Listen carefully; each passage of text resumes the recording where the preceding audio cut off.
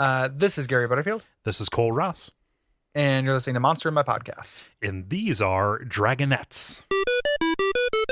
There's a monster in my podcast. Yeah. Yeah. They're like raisin is to raisinette. Or As vinegar dragon is is to, to dragonette. vinaigrette. Yeah.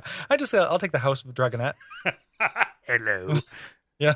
Just put them in my salad and make them shut up. Yeah. Please, would you like me to dice this for you? The thing about the fairy dragonette, and we were talking about eating them, is that like, one, there are creatures in these games that eat these things whole. Oh, Two, yeah. I would eat one of these things whole. Oh yeah. Like a soft shell crab. And you might have already, because they're tiny. They're like an inch big. Yeah. And what's great is I imagine that eating one of these guys would be kind of like eating the French ortolan. Like you would have to put a sheet over your head so you could hide your shame from tear. And you get high as fuck because their breath weapon is like PCP. Yeah. Like their breath weapon is a sense of euphoria that makes you just like wander around. It's a cloud of euphoria. Like this guy is like trundling around outside Grateful Dead shows, just huffing, and by which I mean breathing nitrous oxide. These people just grab him, like squeeze him into their mouth, and then throw him on the ground. Yeah, they're filling balloons with fairy dragon. Yeah. And check this shit out. You can get one of these things as a familiar. I know. Like that's a good hook because you get a drug addict wizard. Like you have your like wizard who's just like huffs, fairy dragon stuff. Yeah. The fairy dragon, like you had to make a lot of promises to get them to serve you.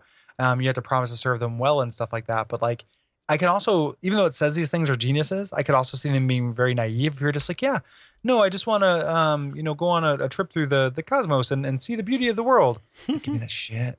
And then they breathe into your mouth, like you guys make out for a little bit, and then you wander around high while they go off and like pose riddles to toadstools. Nonsense, like it's a fully sketched character that is suggested in the margins of this entry. Oh yeah, he's your enabler and your supplier. Yeah, yeah. The fire drake is it's like a baby. It's like a salacious crumb to a red dragon. It's just a baby tiny red dragon. It's not even the size of a horse. Like it's like the size of like a mastiff. But if a mastiff was a dumb dragon. Right. Yeah, these things are really, really stupid. Like semi-intelligent 2 to 4. Yeah.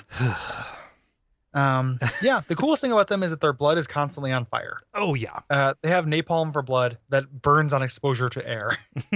I guess I just said that like it wasn't a really cool thing. Yeah, no. It's actually pretty cool. I mean, when you describe it, you make it sound like the protagonist of Search and Destroy. Yeah. But this is not a street walking cheetah. No. Yeah. His blood is full of like Greek fire. Ah, yeah. So and you can bottle their blood if you store it in liquid or airtight containers and use it as grenades. Yeah. So like the medicine cabinetification of monster manual entries is in full effect here. Oh yeah, which I really like. Yeah, and just like the idea of making like having a bunch of these guys around to milk for an armory. Oh yeah, yeah. just giving them enough gold to keep them happy, and then you just do a little bit of bloodletting. When you say you're milking these guys, do you think that their sperm is also burning? All you needed to do is say the first word of that sentence in that tone, and I would have known exactly what you were going to ask me. I need to switch it up. I need becoming too predictable. Then we have the pseudo dragon, which is fucking pointless, but it has a cool scorpion tail. Yeah, it's like a little lizard. It looks like a dragon. Yeah, with a scorpion tail. Like I think this is like if you think you're going to hang out with a fairy dragon. And you want to spray its, magic feel good juice into your eyeball, like a droplet in your eyeball. Yep. You actually get some of this thing's venom. You're no good. Yeah, no. If you're chasing the. Yeah. Oh, this guy also. This guy can also be a familiar. This is the guy who has to be promised the world. Yeah. Like you have to take very good care of it. You have to dote on it. Like you have to tell it it's like the pretty boy. It's a bird. Like it's like how like. For some reason, like I spend a lot of time saying good things about my cat to my cat. Oh yeah. But nothing compares to how people treat birds, where they're just like, pretty bird, good bird. Like people just, that's the bird voice. I think you're thinking of Dumb and Dumber. It actually happens though. My uncle used to have a bird. Yeah. He did it. He had a tarantula as well, and it shed its skin. and then he threw its skin at me, and one of the legs fell off. And it's the most terrifying thing that's ever happened to me as a kid. Like, it was child abuse. So I go back in time and arrest my uncle. Your uncle sounds pretty cool.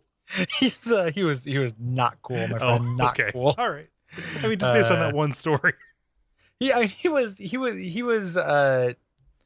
a biker. He'd be cool if you were recruiting him to rob a bank. Okay. He wasn't cool to be the brother of my mom, though. Hey, we've almost got the team together, but there's one last guy we need.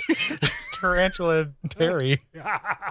We need Skin Huck and Skippy. Got the driver, the explosive expert. This guy who hucks dead tarantula shells at the bank guards. Well, you need a distraction. Yeah, hopefully the bank guards.